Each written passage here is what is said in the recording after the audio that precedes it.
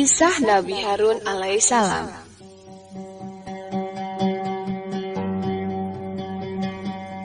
Nabi Harun alaihissalam adalah saudara sepupu dari Nabi Musa alaihissalam. Ia dilahirkan 3 tahun sebelum Nabi Musa alaihissalam. Nabi Harun terkenal karena kepandaiannya dalam berbicara. Allah Subhanahu wa Ta'ala menganugerahkan kemampuan berupa kelancaran dalam menjelaskan sesuatu. Pada saat Allah Subhanahu wa Ta'ala memerintahkan Nabi Musa alaihissalam agar berdakwah kepada Raja Fir'aun, maka Nabi Musa alaihissalam memohon kepada Allah Subhanahu wa Ta'ala agar saudara sepupunya juga diangkat menjadi nabi. Karena dirinya tidak sefasih Nabi Harun alaihissalam ketika berkomunikasi.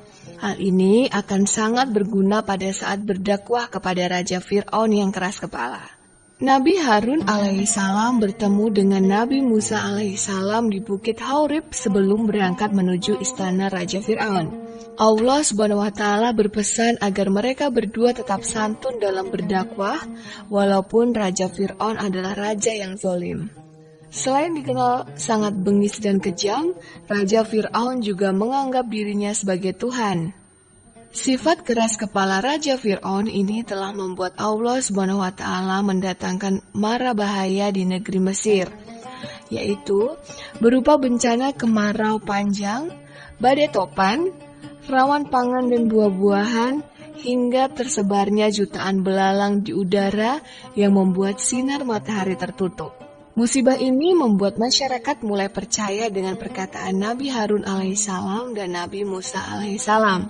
Mereka berduyun-duyun meminta perlindungan. Setelah peristiwa Nabi Musa alaihissalam membelah Laut Merah, Bani Israel pergi menuju tanah Kan'an, Palestina. Di tengah perjalanan, Nabi Harun alaihissalam diberi amanah oleh Nabi Musa alaihissalam memimpin Bani Israel. Karena Nabi Musa hendak pergi ke Bukit Sinai selama 30 hari untuk menerima wahyu kitab suci Taurat. Setelah lebih dari 30 hari, ternyata Nabi Musa alaihissalam tidak kunjung kembali. Hal ini dimanfaatkan oleh salah satu tokoh Bani Israel yang bernama Samiri untuk membuat berhala bernama Bahmud, yaitu berupa patung sapi dari emas. Samiri berpura-pura meminjam perhiasan milik orang-orang Koptik Mesir yang terbawa sampai ke Padang Ti dan meleburnya menjadi patung sapi.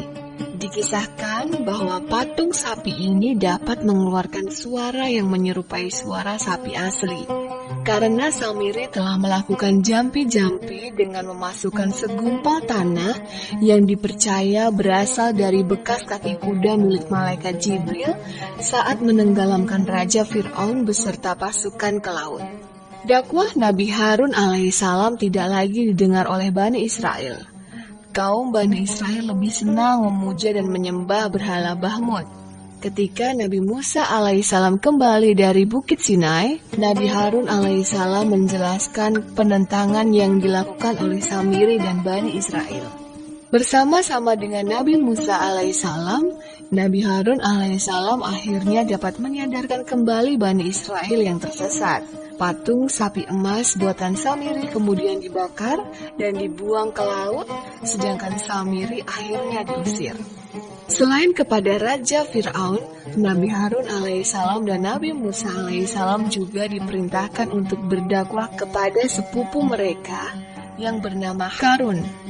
Ia memiliki suara yang bagus saat membaca kitab Taurat, sehingga orang-orang memberi julukan Anur, yang berarti cahaya. Harun merupakan pengusaha Mesir yang makmur dan kaya raya.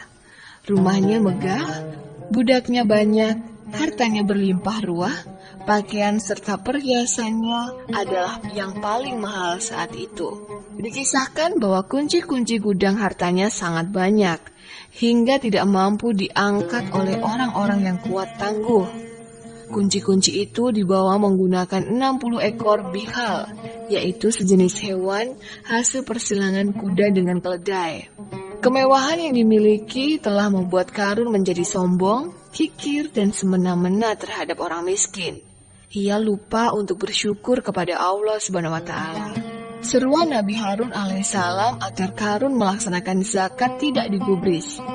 Bahkan, ia menyuap orang-orang untuk menyebarkan fitnah bahwa zakat yang dikumpulkan semata-mata karena Nabi Harun alaihissalam dan Nabi Musa alaihissalam ingin menjadi kaya. Padahal tidak demikian. Hingga pada suatu hari, Qarun menentang Nabi Musa alaihissalam beradu kemampuan doa. Dengan angkuh, Qarun mengatakan bahwa ia telah dilebihkan dari Nabi Musa alaihissalam karena harta. Sedangkan Nabi Musa alaihissalam dilebihkan dari Qarun karena kenabiannya. Nah, tantangannya adalah Qarun harus mendoakan keburukan untuk Nabi Musa alaihissalam, dan Musa harus mendoakan keburukan bagi Qarun. Nabi Musa alaihissalam setuju dan mempersilahkan Qarun agar memanjatkan doanya terlebih dahulu. Setelah selesai, ternyata doa Qarun tidak dikabulkan. Kemudian, giliran Nabi Musa alaihissalam yang berdoa. Nabi Musa alaihissalam memohon pertolongan kepada Allah Subhanahu wa taala agar bumi menenggelamkan Qarun beserta seluruh harta pengikutnya.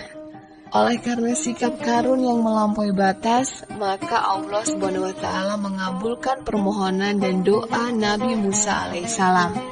Demikian kisah Nabi Harun alaihissalam dalam berdakwah bersama Nabi Musa alaihissalam. Semoga bermanfaat dan sampai jumpa.